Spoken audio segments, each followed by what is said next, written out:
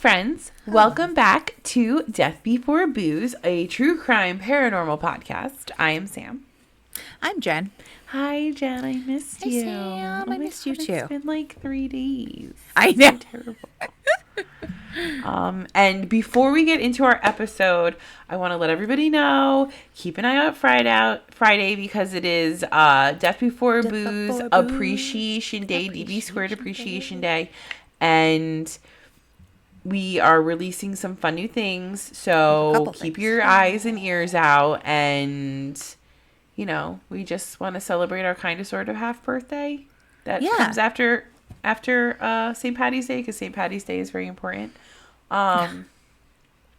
Cool. But yeah, so make sure you're paying attention for that. And yeah, so Jen, you want to tell us what our topic of the day is? Today we are doing Unsolved. Unsolved. Unsolved. I hate mysteries. Unsolved everything. Like, I think this was the worst idea we've had.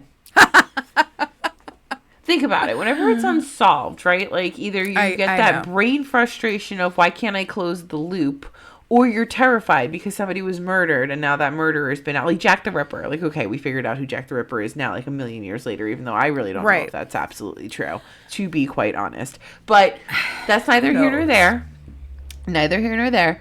Just, I don't like Unsolved. I want to know. I want the answer. I want to know. I want to know now. That's kind of like, that is like Unsolved Mysteries was always so scary to me because, yeah, sure, like it's all reenactments, but you're right. You're like, this person is dead and somebody else, or this person got kidnapped or this person disappeared. And you're just like, but we don't know what happened to them. But what happened? But what happened? You want the ending. Oh, and I just think that with some stories, we're never going to get an ending. And that's just so unfortunate. I don't like it. Like, just tell me what happened. Just tell me. So, okay, do you remember when we were kids and Unsolved, like the original Unsolved Mysteries of Robert Stack, right? That was the thing. Where I was in New Jersey, they played it, I want to say it was like on Lifetime or something. But right before it was Rescue 911. Do you remember that show? I do remember. I am forever scarred. And this is almost like the... Are You Afraid of the Dark? You know the Are You Afraid of the Dark episode with the pod people that I always talk about that nobody remembers except me? So there's an episode where there was a kid running down the hall with his fucking toothbrush in his mouth, and he fell forward and the toothbrush like lodged itself in his throat and he like almost died. And that lives rent free in my head still to this day. The kid was wearing like little footy pajamas, all zipped up. They were red, and he's running down the hallway with his little fucking thing, and his mom's like, don't run, and the second it's like, don't run, the kid face plants, and it's like, face plants, and it's like, oh my god. So, but anybody I've ever talked to does not remember this episode of the kid in the little footy pajamas like impaling himself with the toothbrush. I feel like that's got to be something. Like, I feel like that is an episode. Like, somebody in this world, please validate me. Like, somebody needs to validate me either on this or the Are You Afraid of the Dark episode. Like, somebody needs to validate me on something, because this Mandela effect is for fucking real. And I've always had the fear now, like, I will not, to this day, this is as bad as my fear of needles with the air in your veins. I don't walk around with my toothbrush in my mouth. Like, I will walk and put the toothbrush back in because I'm terrified of this episode that no one except me has seen. So thank you. That's where I'm at. I know that has nothing to do with the Unsolved part of it, but it came on after Unsolved Mysteries, so that's why we had to talk about it. I agree. It makes sense. Okay. So I go first today. Are you ready? Okay. I'm ready. Okay. I am covering the Dyatlov Pass. Dyatlov Pass. Okay. And I'm going to say Dyatlov a million different ways because I only wrote how to say it at the top. Here, wait, I'm going to write it. Wait, I'm going to write it right here so I don't fuck this up. Dyatlov.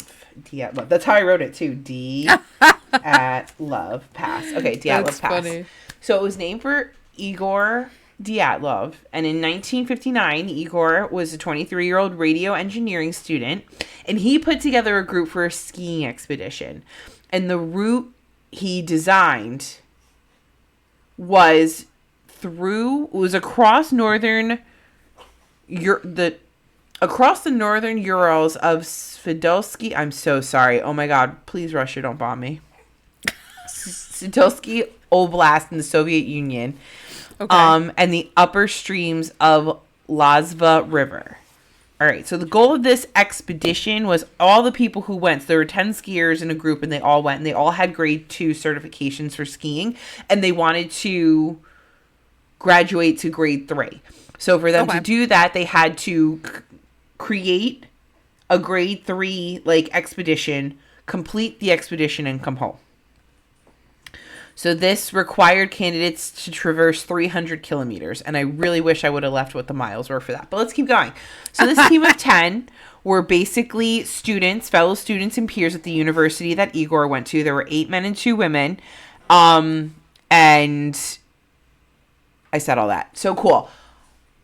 Everybody gets together around January 20th, and they start making their way to wherever they're going to do this expedition. So January 27th, they begin their trek toward Gora Atortin. Ortiton? I think I know. I think I know exact. Oh, you've heard this. You've heard this one. Mm-hmm. So around January 20th, everybody gets together, and this is like where they're traveling to get where they need to go so they can start their expedition. The real journey starts on January 27th, and they begin their trek towards Gora Otortin. Okay. So then on January 28th, they've already started like their trek. And one member, Yuri Yudin, decides he's going to turn back. So before they even went on this trek, he had some health issues happening. But he's like, you know what? I'm good. I can probably do this. It's really not supposed to take all that long. Like, I can get this done. But he started having some serious knee and joint pain. So he's like, yeah, I'm turning around and going home. Like, I'm not going to be able to do this, and I don't want to hinder anybody, so I'm going to leave. That makes They're like, sense. cool, great, grand, bye. On the 31st, the group arrived at the edge of a highland area and got ready to climb. So now they're, like, at the mountainy part, I think. I am totally a mountain skier, human hiker, you can tell. I know all of the correct terms, and you're going to hear all of them today. Uh-huh. Mm-hmm. So January 31st, the group arrives at the edge of a highland area, and they get ready to climb. There, they also make a cache with some, like, extra food and supplies and whatever they would need to get back, like, on their trip back. Okay. So they're basically leaving themselves some breadcrumbs here and there. On February 1st, the hikers start to move through the pass, and they plan to get over the pass itself and make camp for the next night on the opposite side. Don't ask me what a pass is, because to me, a pass is somebody hitting on you at a bar, but that's not what they're talking about. It's something like, on a mountain. It's like the Donner Party pass, where it's like you go, shit, remember? Yeah, I'm back. Okay, good. Where they have to pass, like, a certain, it's like a trail, basically. I okay, cool. I'm so glad that we're tag teaming my case right now.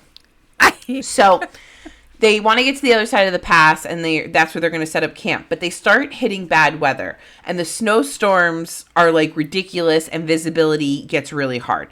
So it kind of seems like they probably lost their direction and deviated west toward the top of the mountain. And when they finally realize their mistake, the group sets up camp because they're like, why should we go down the mountain to have to cross and come back up? So we're going to, right here on the mountain slope, we're going to set up camp. And then tomorrow morning, we're going to just keep heading forward. And, you know, it's off the trail, but we still have our kilometers that we need to hit for our grade 3 certification, and we'll make it work. Okay. So now, just to backtrack really quick, before the group left on their trip, Dyatlov assured the club that they were, like, that was sponsoring them that, yep, he would send word via telegram when they get back, and that was expected to be around, you know, February 10th, but no later than February 12th. So February 12th comes and goes. And we don't hear anything. Nothing. Okay. We hear nothing. Niente. Nothing. So then on February 20th, relatives of the, like, kids in this group, now remember, they're college kids. Yes. You know, it's like they have family, not that everybody doesn't have a family, but they have, like, parents who are like, dude, where's my 20-year-old? Like, yeah, they're an adult, but Their brain's still not fully functioning. Where the fuck is my kid? So they demand a rescue operation, and the sports club that they were with puts together a group of rescuers and volunteers to go up the mountain. And now these are, again, students and teachers from the college that they were at. When they come up empty-handed, the army and the police get involved. And this is where planes and helicopters start flying overhead. Good. So now, February 26th, so 6 days later, we are, 8 and 6, we're 14 days past when they were supposed to be back. Searchers find the group's abandoned and very badly damaged tent on the mountain. Oh, no. But the campsite kind of confuses everybody. So the student who found the tent said, the tent was half torn down and covered with snow. It was empty, but all of the group's belongings and shoes had been left behind. So investigators say that the tent had been cut open from the inside, that there were 9 sets of footprints. Remember that we started with 10 and then one guy turned around because, his knee, his back, his, everything else hurt. And there were 9 sets of footprints in the snow left behind by people wearing only socks or a single shoe or even barefoot. So they follow these footprints to a nearby, wooded area on the opposite side of the pass. So just under a mile to the northeast. So now they're backtracking. And after about 1,600 feet, the tracks are covered in snow. So they just stop. At this little wooded area's edge, under a very large Siberian pine, the searchers find the remnants of a small fire, and that's where they found the first 2 bodies. Oh. Those were the bodies of Kurvanishenko and Doroshenko. Fucking nailed it. So they were shoeless and dressed only in underwear. The branches of the tree were broken up to 5 meters high. So what is that, 15 feet? Yeah, up to 15 feet high. And it kind of suggests that maybe one of the hikers tried to climb the tree to see something. So try and figure out where their camp was. Or to get away from something. Possibly. I don't like it.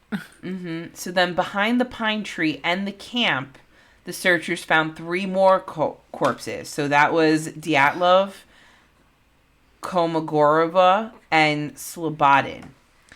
They died in poses suggesting they were trying to return to the tent. And they were found at distances of 980, 1,570, and 2,070 feet from the tree. So it's like they were in a line and one would fall and the other 2 kept going and then the next one went and that. Got it. Unfortunately, finding the remaining 4 travelers took another 2 months. They needed to wait until some of the snow melted. So they were finally found on May 4th under 13 feet of snow. Jesus. In a ravine. 75 meters further into the woods from the pine tree. So they kept going. Now, 3 of these 4 were better dressed than the others, but there were signs that some of the clothing that they were wearing were possibly from those who had already perished before them. So, as they were moving forward, they started pulling clothing off the people who had died already. Oh, God. This just... So this is where a legal inquest started after... They started the legal inquest when the first 5 bodies were found. And the medical examiner... This just gets weirder and weirder. So the medical examiner finds no injuries that could have led to their death, which, concluded that they probably all died of hypothermia. Yeah. Slobodin had a small crack in his skull, but it was not enough to be fatal. Okay. Then an examination of the bodies that were found in May changed everybody's thought process because 3 of the hikers had fatal injuries. One had major skull damage, and then the other 2 had major chest fractures. It said that the force required to cause such damage would have been extremely high, comparable to a car crash. But there were no external wounds associated with these bone fractures. They just were subjected to some sort of high level of pressure. So there's no bruising, there's no cuts, no scrapes. Just everything inside is mangled. And it's not like this attributes to like a fall of some kind, because you'd see outside. You would see, if you fell on rocks, like you'd have cuts and bruises you'd have and punctures and That is so they didn't have any of that. Yep. All 4 bodies are found at the bottom of the creek, were in running water, had soft tissue damage to their head and face. For example, the one chick was missing her tongue, eyes, part of her lips, as well as facial tissue and a fragment of her skull bone. What? How does that happen? Another guy was missing his eyeballs, and the other dude was missing his eyebrows. So it's considered... Like fire? No, like the skin was all gone too. Like his eyebrows were gone. Oh my God. What the fuck? Did someone It's thought that these injuries happened post-mortem, so possibly animals or the moving of the stream, like kind of eroded it all. I don't know how to make sure eyeballs come out, but yeah. So the initial speculation was that the indigenous Mansi people, who were reindeer herders local to the area, had attacked and murdered the group for encroaching upon their lands. Wow, white man, you're an asshole.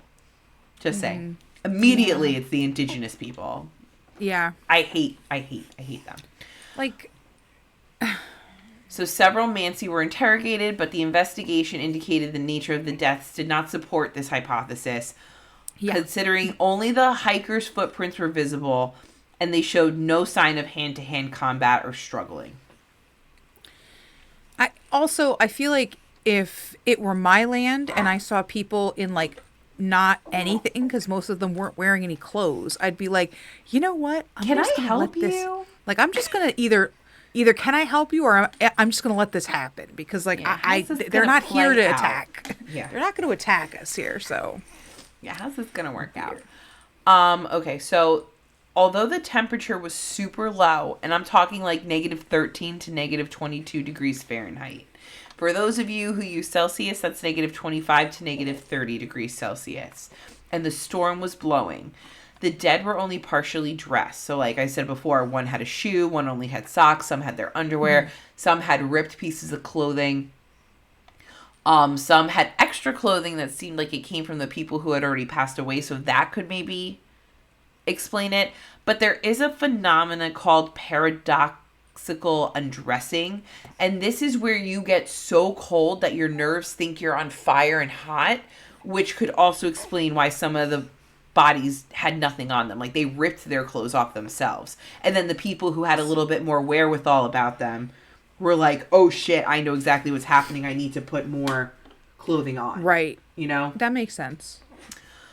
So journalists reporting on the available parts of the inquest file claims or write reports, and it states 6 of the group members had died of hypothermia, 3 of fatal injuries.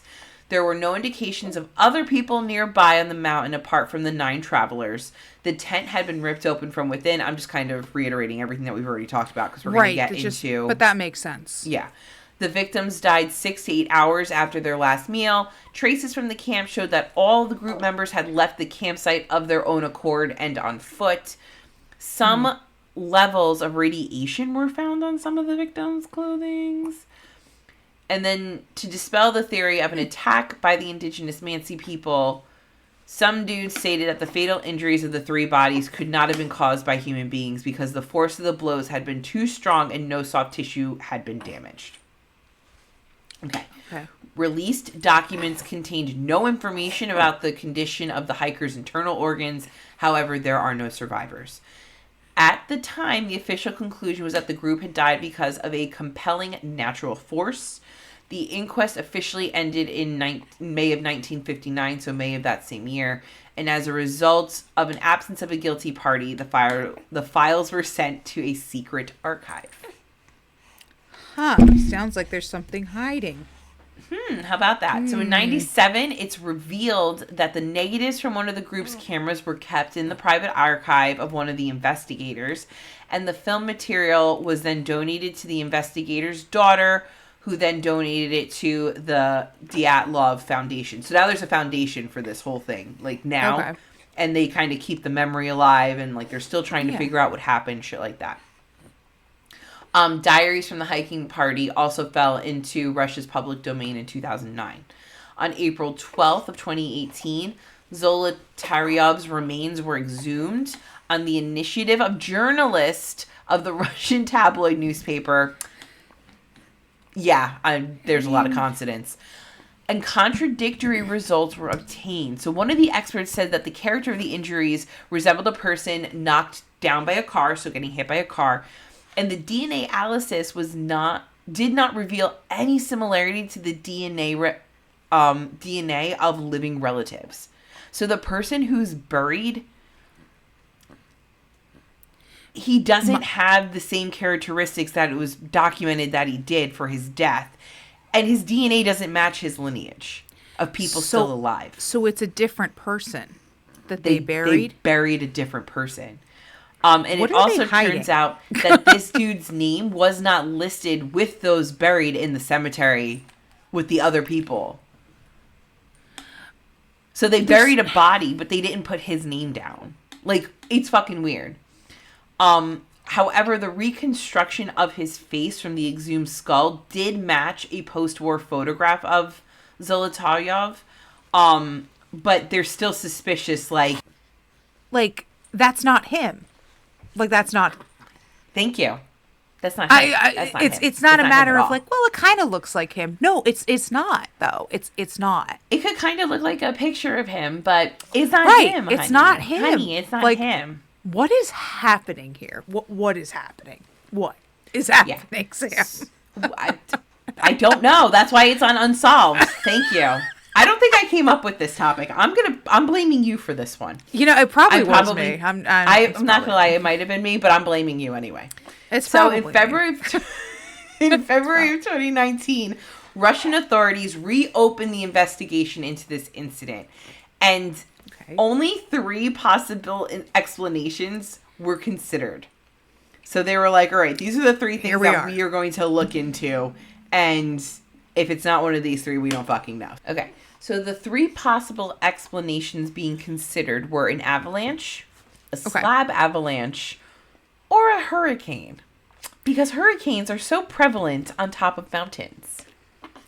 Cool. We could probably cross out 3. And like the slab avalanche is kind of the same thing as a regular avalanche, except, we're just being redundant. Yeah, so it was an avalanche. Okay. It was an avalanche. It was an avalanche. But they've completely ruled out the possibility of foul play. Like, we're not blaming another human or group anymore. So now just really quick asterisks of some other weird things that came up prior to this final thing. So Yuri Kuntsevich was 12 years old at the time of this happening. He later became the head of the Dyatlov Foundation that we were talking about before, but he attended 5 of the hikers' funerals, and he recalled that their skin had a deep brown tan, almost to like an orange level. Interesting.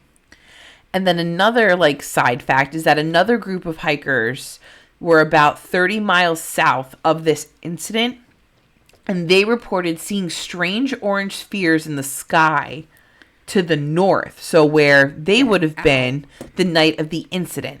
And then similar spheres were observed in Ivdel and the areas surrounding that continuously between February and March of 1959 by independent witnesses, including meteorologist services and the military.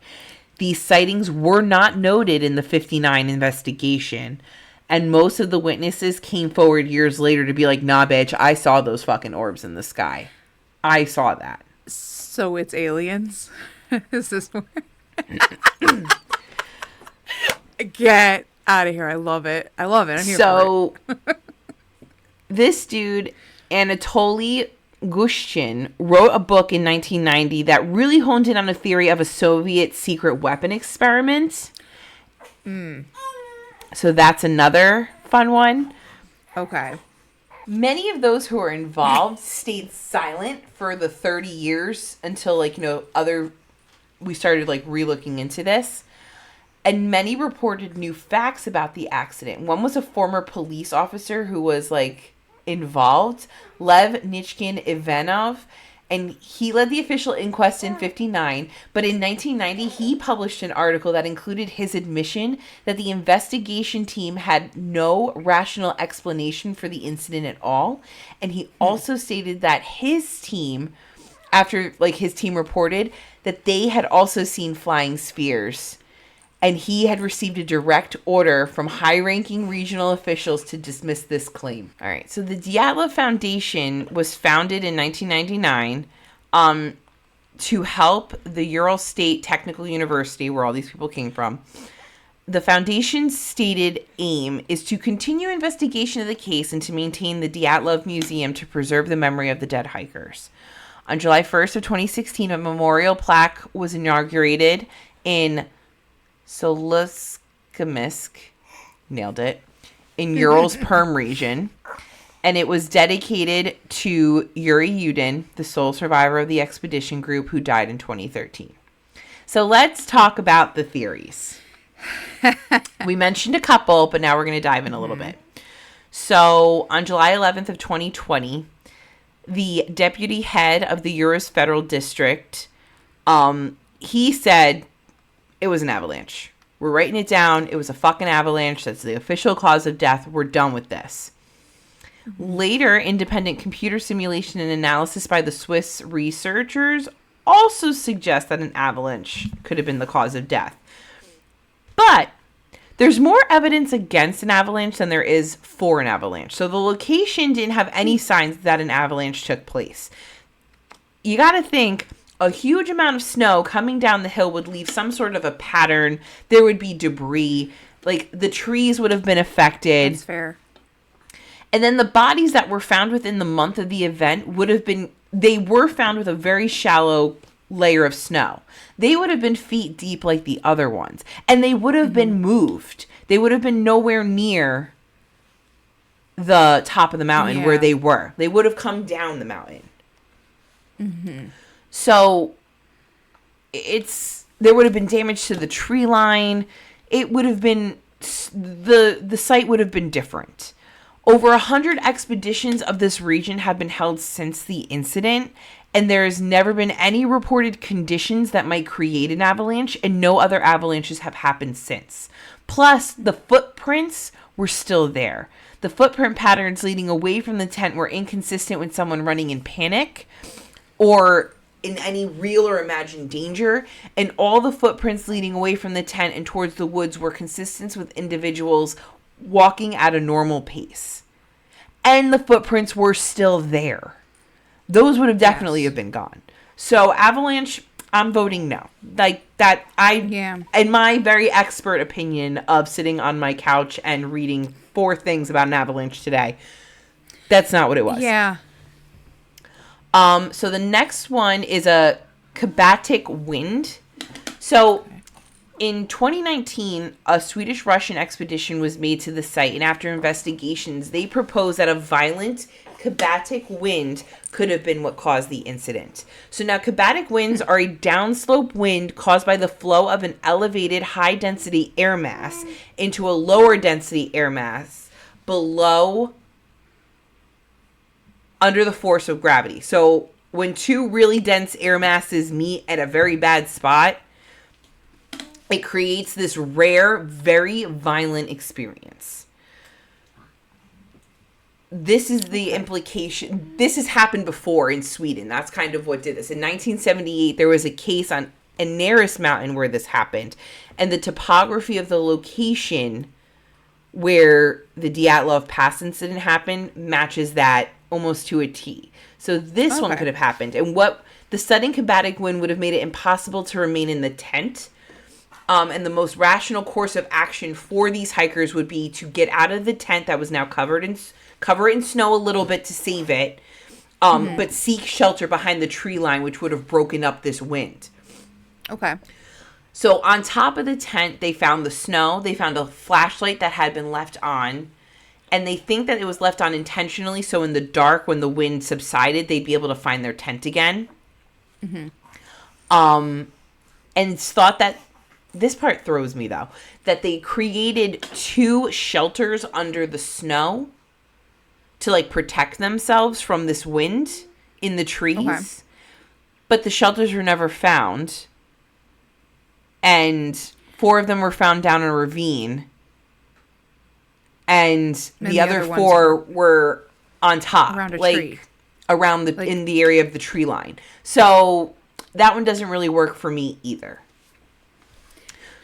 So then there's a hypothesis that a wind going around the mountaintop created a Kármán, cute, close enough, vortex street. So this is where repeating patterns of swirling vortices cause a process known as vortex shedding. This is responsible for the unsteady separation of flow of a fluid around blunt objects. And this can produce an infrasound that can cause panic attacks in humans. So basically, this vortice bullshit happened, created a sound that caused them all to start to panic, forced them out of the tent, and they ran to the trees. And by the time they got out of the area of these sounds, they got lost. And that's what caused all this. And then while they're trying to find their way back, the 4 of them fell into the ravine in the dark. I could see that. That one kind of makes sense. And then the other one subsided to hypothermia. Cool. Yes, I could kind of see that. Then there's military testing. Okay. Here we are where you kind of liked it. Yeah. So the thought is the campsite fell within a path of where the Soviets were practicing parachute mines. Oh. So parachute mines explode before they hit the ground. So they would have been woken by the loud explosions, fled the tent, escaped from the inside out, like ripped the tent open and left, fled shoeless in a panic, found themselves unable to return to get their supplies. Some of them froze to death attempting to endure the bombardment. Others commandeered those persons' clothing, only to fatally be injured by a subsequent parachute mine concussion. I also can see that one, because that makes sense then for the injuries, the way that they came. That's my next. This would produce signature injuries similar to those experienced by the hikers, heavy internal damage with relatively little external damage. This would also coincide with the reported sightings of orange glowing orbs floating or falling from the sky within the general vicinity of the hikers and the alleged photographs of them.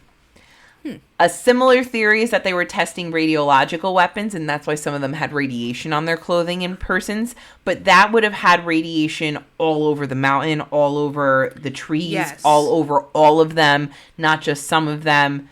It would have been a lot different. Yes, that makes a lot of sense. A couple more, they were attacked by and chased by animal wildlife, but there were no animal tracks, so that one doesn't really fit. Yeah. And they wouldn't have left the tent if that was going on. Like, there'd be claw marks in the tent and shit. Fair. And there'd be external injuries. So. This one reminds me of our cruise episode. High winds blew one member away. Then the other members went to try and save them. Oh, I love it. There was a large wind that came. Yep. She blew away. She blew away. I had to save her. I tried to save her. It didn't work. Then there's the soap opera Jerry Springer one, as I call it, where an argument happened because there was a possible romantic triangle. And basically, one walked in on the other 2. They rushed out to stop him from walking away in the dark. The whole group got involved. Everybody got lost, and everybody died of hypothermia or falling into the ravine. Oh, my God. Another one is the group ingested hallucinogenic mushrooms. I mean... Cool beans. Yeah. I don't think you would do that on this type of a journey, though. I don't think so either. You know? Another down the animal attack was a Yeti attack them. Okay. And the final and obviously correct one, aliens. That's amazing. I mean, if ever it's anything, it's aliens. It's aliens. Nobody really knows except for the aliens who did it. And that is the story of the incident of the Dyatlov Pass. That's amazing. That's amazing. The minute you started talking about the past, I was like, okay, I've heard of this before.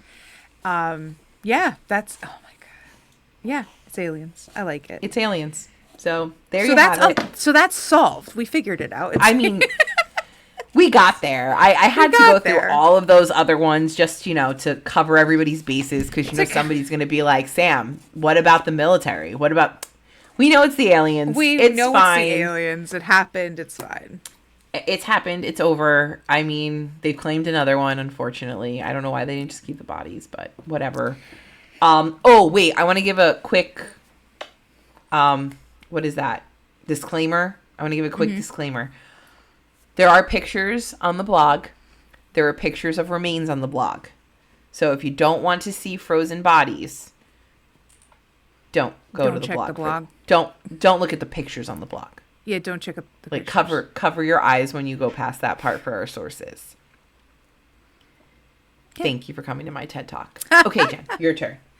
Okay, baby girl are listening. Going to talk about the disappearance of Bobby Dunbar. This has been all over my Facebook feed for the past 2 days, so I'm like, it's just it's very I don't know, but like there it is. Like I'm like, well, is it like the anniversary?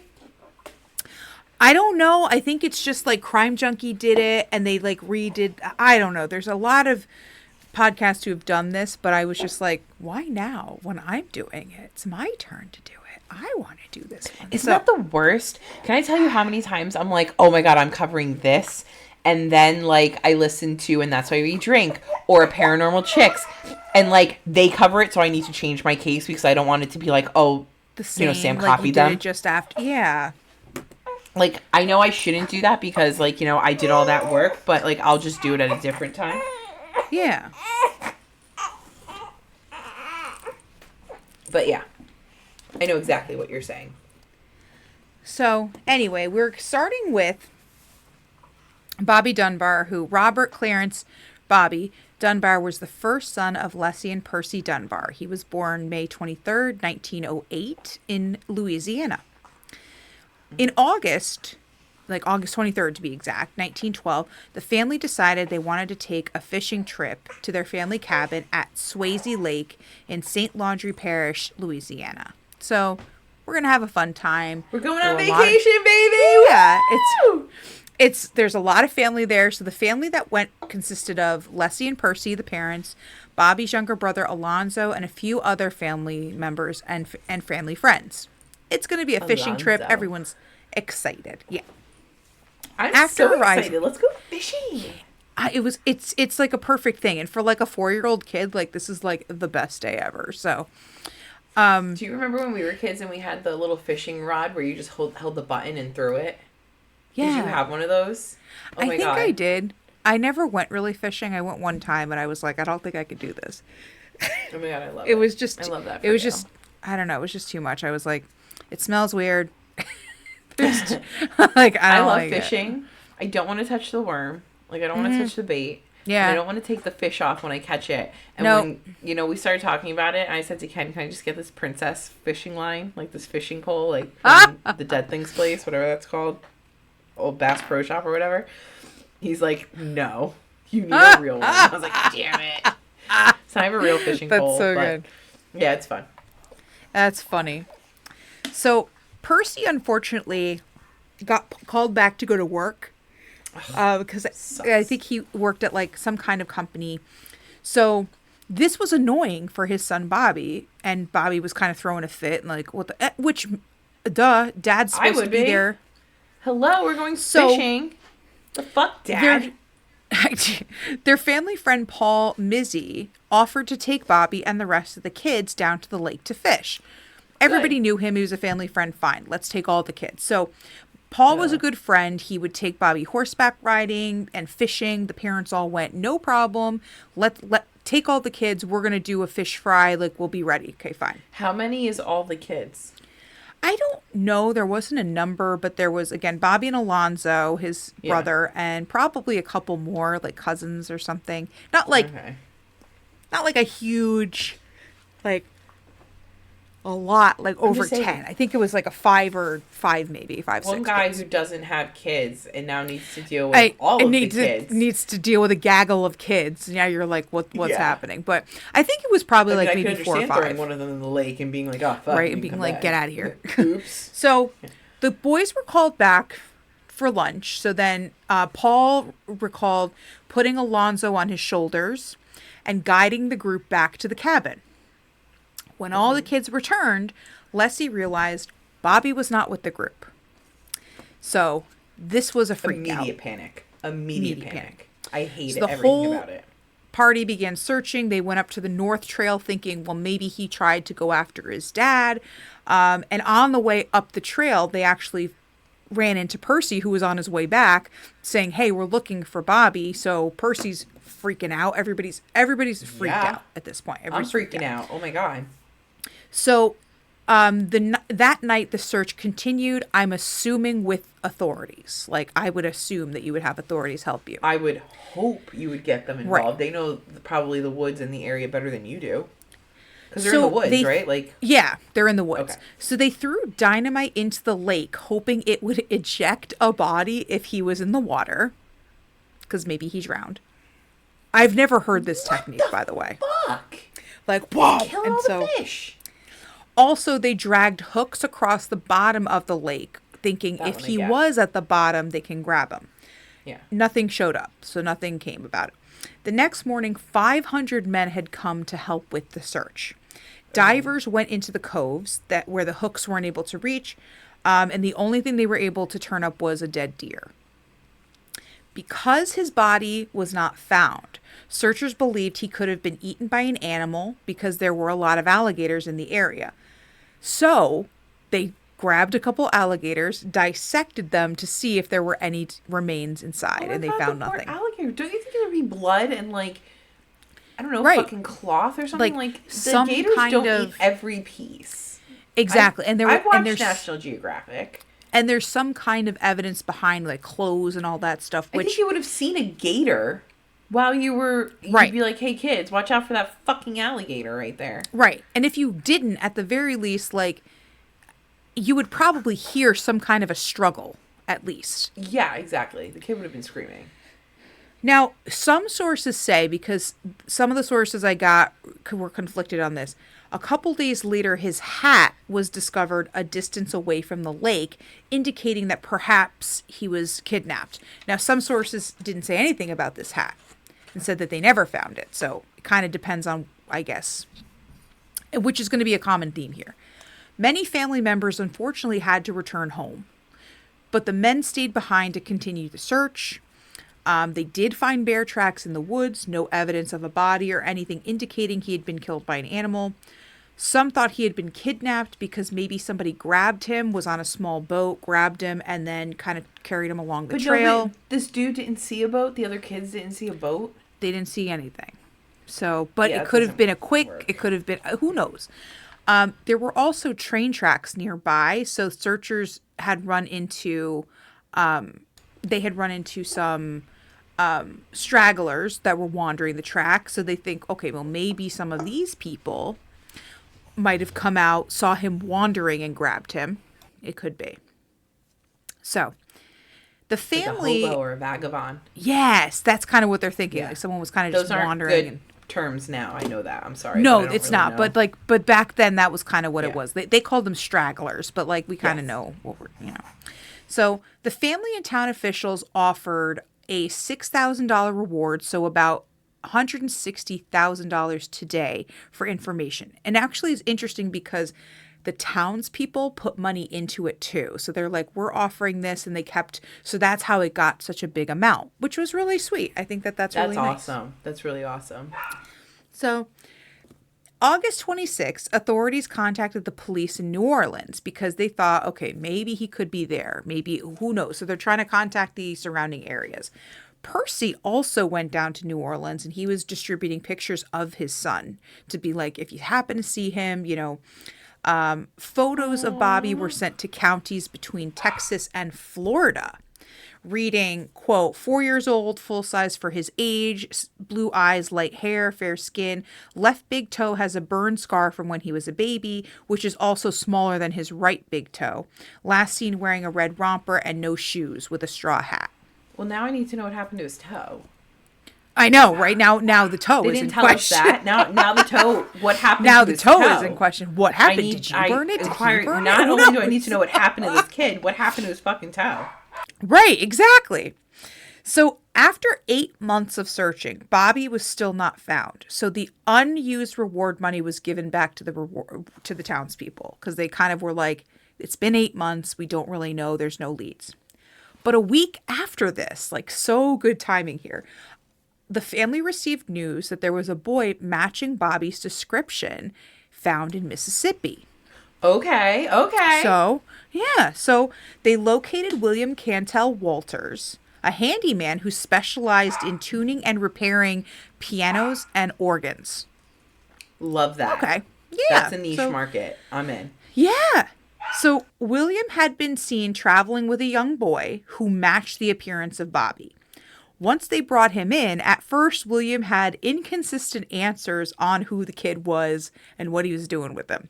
So he claimed, though, after he kind of pulled himself together, the boy was Charles Bruce Anderson, the son of Julia Anderson, a woman who worked for his family on the field, like as a field hand. And she had this child with his younger brother, Bunt Walters. So it was an illegitimate child. Nephew? He's saying it's my nephew. Got it. But so it was illegitimate, so we didn't want to talk about it. So right. So he's like, it's Julia's the truth, kid, let's be shady and make it fucking weird. Got it. Totally makes sense. Love 1912. Perfect. Exactly. So Julia Anderson had allowed him, he said, to take Bruce with him for a couple of days to visit family. William was still arrested, and they asked the Dunbars, you got to come to Mississippi to identify the boy because he looks very much like Bobby.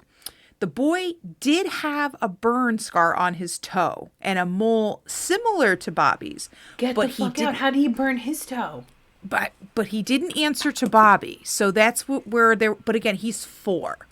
And if he was in fact kidnapped by someone, I could understand him being a little like nervous. So yeah.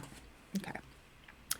Now, when the Dunbars did reunite, quote, with the boy, some sources have different views. Some say that the boy immediately shouted, "Mom!" after seeing her, and they embraced, and it was a cute little Hallmark moment.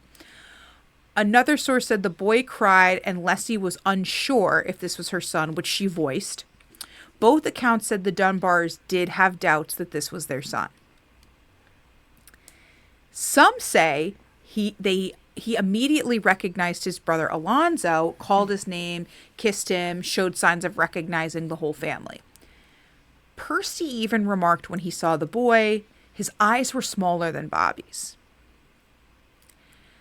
So there's a lot going on. If you're questioning it, it's not your kid. Like, I kind of feel like you immediately would know. Like, I agree. And honestly, after having a kid, yeah, no, I would immediately, like, I know her cry from other people's. Like, I 110% would be like, no, absolutely not. That's my child. Give me.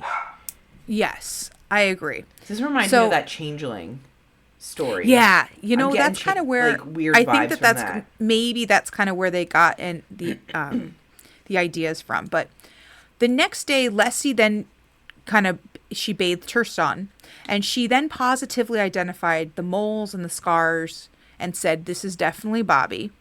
So they were ready to take him back to Opelousas, Louisiana, confident this was my son. But residents weren't quite sure either because they're like, okay, he'd only been missing for 8 months. How is it that mom is having such trouble identifying him, and you only knew it was him based on the moles? Like, how is that? Like, you didn't it's not like he'd been missing for years. What about the supposed mom / brother? Like, what did they say? Like, Don't worry, they're in here too. Okay, cool. I'm sorry. So, Let's not forget these people. I need to know what they no, think. exactly. Because they're just like, hey, this is your son. And she's like, I don't know. Well, you know what? Yeah, it is. And then... I'm missing you, kid. I'll take this one. That's fine. I'll take this. It's like Blockbuster. I'll return this one and get this one instead. Like, it's fine. So a lot of, like, when they did finally come back home, sure, there was a lot of fanfare when he came back home. Everyone was excited, which we'll get to. But it is kind of, some of them, it did strike them as weird. Like, this is your son. And you just, like, it's very weird. So after they brought him home, Leslie and Percy went to New Orleans to meet their friend John Parker, who actually was also a political figure, who later he became the governor of Louisiana. They asked, can you help us identify to make sure that this is in fact our son? After asking questions to the kid, asking witnesses, and while that Why he the fuck was like, would this guy know more than them? I don't. Is this real fucking life? No. Where's it the happened. candid camera? Right?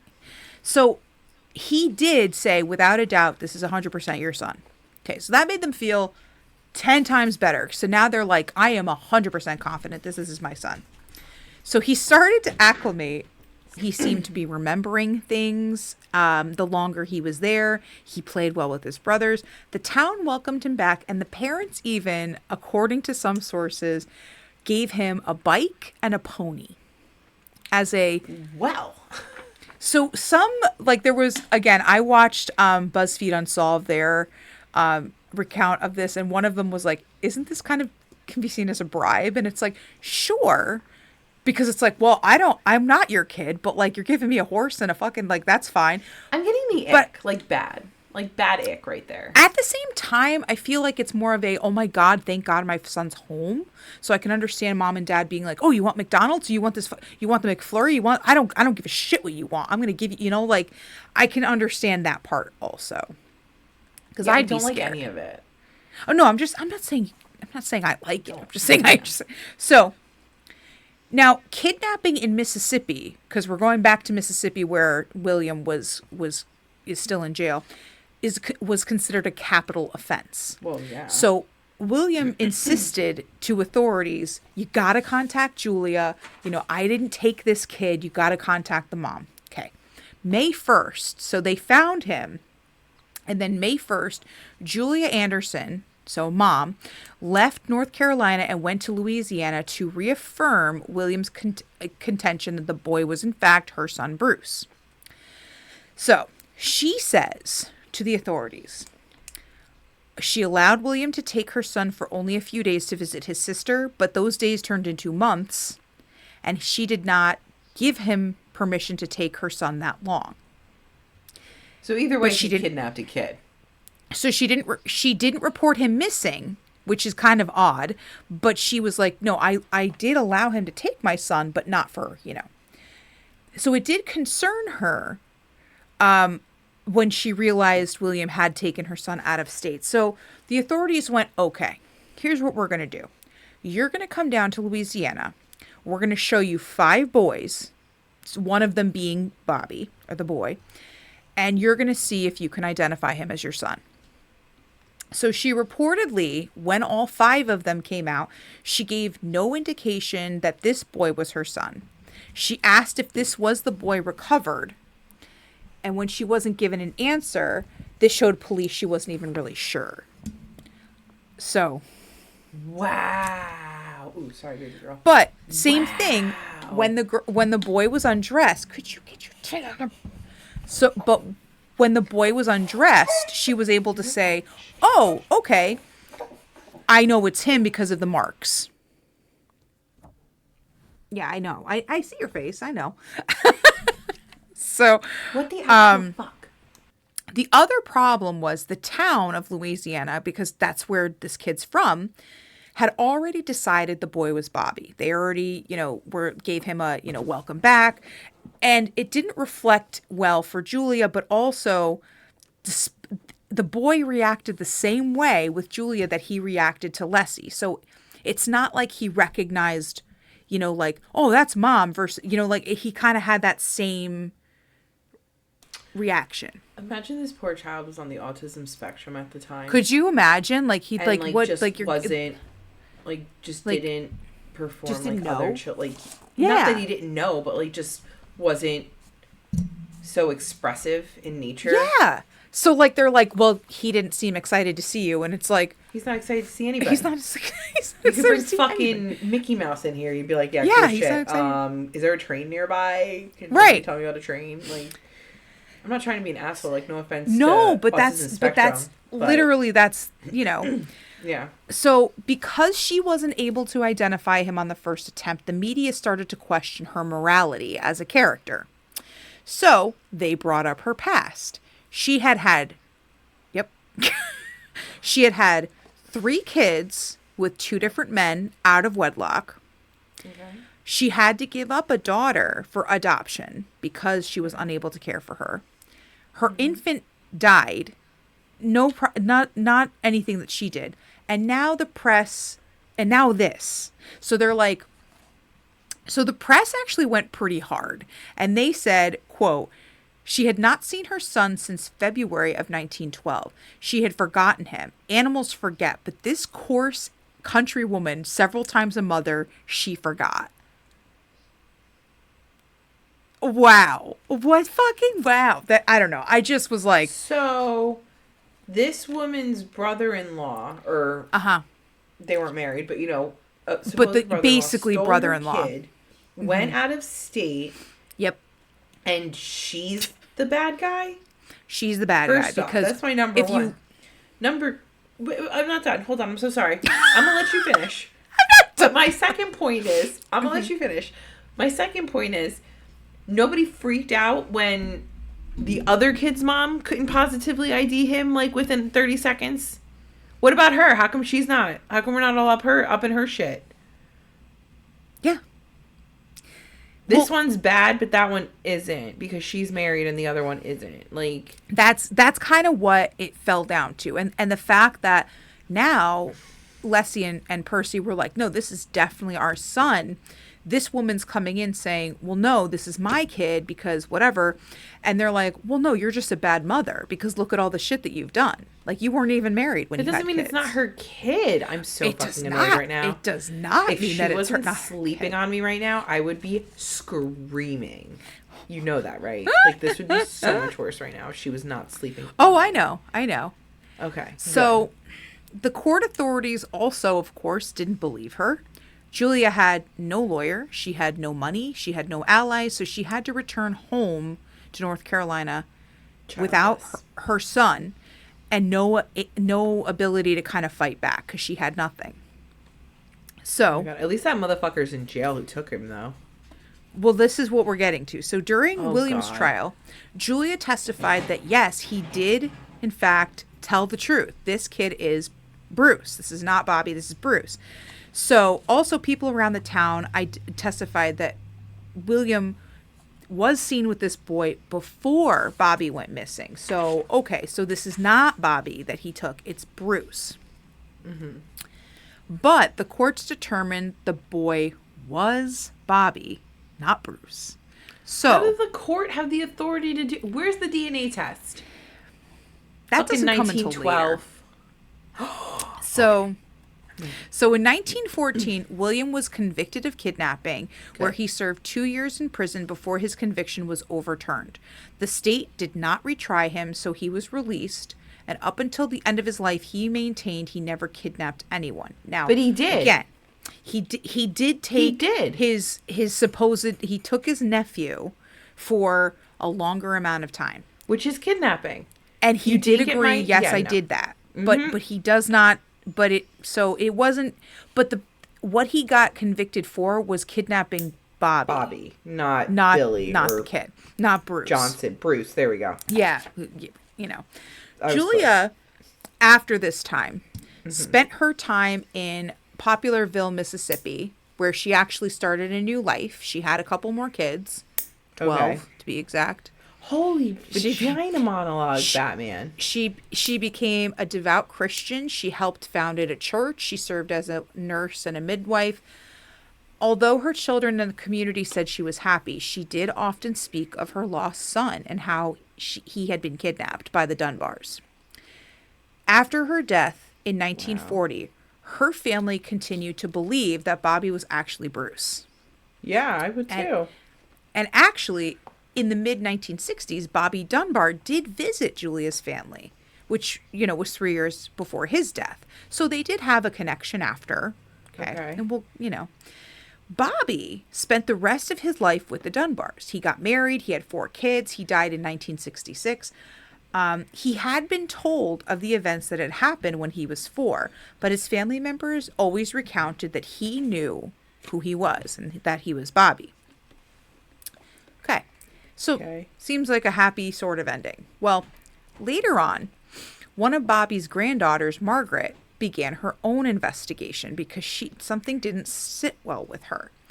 She went through this scrapbook that the family had created with newspaper accounts and interviews and all that kind of stuff. She even interviewed Julia's kids and examined notes and evidence and stuff. The articles didn't seem to all match what was happening. So there was depending on which article you read, you'd get a different recounting. So she started to have some doubts that this was actually, her grandfather was Bobby Dunbar. Oh, boy. So her father, Bobby Dunbar Jr., in 2004, consented to a DNA test. And his DNA was compared with DNA from his cousin, so Bobby's brother, Alonzo's son. Line. Yep. Yes, so at least it can match. Many family members, this was a big controversy, and they were like, no, leave it alone. It doesn't matter. Don't do it. It doesn't matter. And honestly, I'm not going to do it. I'm just thinking about it. I did it. Right, and I did it. I just took a DNA test. Turns out I'm 100% that bitch. He actually said to the family, I know it doesn't necessarily matter because, it's in the past, but you just kind of want that. You want to know. You want to know. No, I need to know. So it showed he was not related to anyone in the Dunbar family. Get the fuck out. So the Dunbar line, he didn't have any of it in him. Oh my God. Okay. So what about the other side? So this proved that he was not Bobby Dunbar. Yeah. But it didn't prove entirely that he was Bruce because none of that DNA was tested. So his DNA was never tested against Julia's family. Okay. Did we get DNA from Julia's family now? We did not, because one of her sons wanted to do it, but then he passed away shortly after, and then I guess nobody swabbed his cheek before they put him in the ground? I guess not. They don't have a fingernail clipping somewhere? That. Does he have kids? Okay, if you are part of Julia's family and you are listening to this, if you know somebody who knows somebody who's best friends with their dog, you send this clip to them and tell them to do it. I need to know. I honestly believe that it is. I just think that maybe that's the reason why they didn't connect it, because they were like, oh, whatever. I don't know. Circumstances didn't work out, but they didn't get that. Either way, Bobby Jr. found out that his father is not a Dunbar. They're not connected to the family. Not connected, no. So, the fate of Bobby Dunbar is unknown to this day. So it's unsolved because they don't have the DNA connecting him to Julia's family. And all we know is that he's not. So in 2008, Margaret was actually featured on Public Radio's International's This American Life, where they did an episode on her on her family called The Ghost of Bobby Dunbar. She said she believed Bobby may have fell into the lake during the trip and was eaten by an alligator. She said Julia's family was happy with the results because it shows that she wasn't wrong, that this was in fact her son, or, because who else? But this also vindicated William Walter's family because he did take his nephew a little bit longer than he should have, but he didn't kidnap anybody. He didn't deliberately kidnap them. But her findings had spread disagreement with the whole family because all of her grandfather's children and grandchildren consider themselves part of the Dunbar family. So now they're like, well, now what? It doesn't have to change that way. Literally, you don't. It just is a what happened, but you're still family. So here are the theories that people have. Some said Bobby Okay. did in fact fall into the lake and was drowned or he was eaten by an alligator. They did search and dissect the animals, but they never dredged the whole lake, and there was no evidence of this outright. So they're not, you know. 2, journalists said Yeah. Leslie and Percy had done something specifically to Bobby, so they used this as a way to cover it up. Because how can a mom not my God. ID her own son after 8 months? It seems odd. Yeah, thank you. The last one, and this is the one everyone kind of jumps on, is that he might have actually been kidnapped because authorities claim they found footprints leading away from the lake, and they heard claims from locals that a suspicious-looking man had been carrying a boy away, but this was not confirmed. Also, Bruce, who was actually Bobby, recounted at the time when he saw when he was with William, there was another boy with them. He said he fell off the wagon and was buried, but there's no evidence of this. Now, they're thinking... He fell off the wagon and was buried. Yes. Oh Now, God. they're thinking this could have been a suggestion because the trial, when they were trying to, again, get William for kidnapping, they also mentioned, well, how do you know he didn't kidnap both kids? So it could have been, like, overheard. And something that he overheard that there was another boy with him. And then it just kind of created that memory. Okay. It is kind of specific, though. Why would you say, like, he was in a wagon and then was buried? But, you know. So, as of right now, it is unsolved. To the point where we know who the real Bobby Dunbar is. It's not Bobby Dunbar. But it has not been clear what happened to him. In particular. So what happened to that 4-year-old who went missing? Oh my God. So isn't this fucking That freaks me the bizarre? fuck Like out. Oh, it's my God. batshit. It's batshit. That's batshit. Yeah. There's so much fuckery I there. told you I was Wow. like I'm coming in with a ringer today. And like because it's that so was wow. weird. It's That is weird. Weird. You know what happened? Like aliens. You know what happened? Aliens. You know what? That makes the most It's sense. aliens. That's the other I theory. think that's what did it. They didn't know about radiation then. They probably did. No. I'm just going to make my own narrative. They didn't know about radiation then. So they didn't know that the aliens came, but they just went and sucked him up into the saucer. It's kinda like- and they just never brought him back. And that was it. It's just aliens. so weird because literally he was maybe missing for like maybe 10 minutes. And that's why it was even more like, what the fuck happened to this kid in that 10-minute span? Yep. I mean, I could believe that because it's just like... Yep. Just sucked him right up. Gone. Wow. Okay, so what have we learned? I've learned a few things. Well, One. I wrote something down when I was Okay. listening to your case. What did you learn? Don't ever go hiking in the snow. In big caps, I wrote it. I swear to God, that's like... if ever I call you and say, hey, I'm going for like a hike, something ridiculous, like not just a walk in the woods. Like I know I call it hiking when I go walking in the woods. It's not hiking. It's not. There's a trail. Like there's a fucking paved thing if I'm going. It's not a real hike, but I make it sound like I'm like outdoorsy. If I tell you, yes, I'm going on a hike through the Siberian mountains, you call 911 because I am being taken. Yes. That is our code now. Yep. That's number one. Number two, I've learned if you are a college student who aspires to do something bigger than yourself, like get a grade 3 skiing, anything, don't do it. Just stay home on your couch because nothing good is going to come of this. Just like being outdoorsy and going for a hike to go fishing. Nothing good comes out of this. Just stay at home on your couch, get fat, and deal with it. Because nothing good comes out of being like adventurous. You just die. You could where I'm at. like practice. You could practice to be in like the Olympics or something, but like you don't go on a trail that's like, oh, Do it in we're the just gym. gonna do this Inside. Don't. Where there are cameras and other people. Watch, next week you're going to cover some fucking poor woman who gets taken out of a gym or just magically disappears out of a gym. And all of our words today are wrong. And my other final thing that I've learned is aliens is the only option for anything unsolved. I agree. And I just solved it because of aliens. Thank you. Yep, I agree. Okay. I agree with that. Okay. Wow. We solved it. Okay. Thank you for sticking with us. We love you guys so much. Make sure you're following us on all of our socials. Instagram and Facebook are the most prevalent. Make sure you tell your friends, rate, review, subscribe on all of the apps and things so that way more people can hear about us. If you want to hear more of our craziness and our stories and our bloopers and everything else, join our Patreon. You can get there through our website, deathbeforebooze.com. Click on Patreon. Subscriptions start at $5 a month. Nothing crazy, but we do understand if that's a little bit out of budget, especially with a recession coming. So sorry, not sorry. So, just supporting us by telling your friends and sharing our content on your pages really helps us out, and we love and appreciate you guys for it every time. If you want to purchase any of our merch, again, go to our website and click on merch. You can buy all of our stuff there.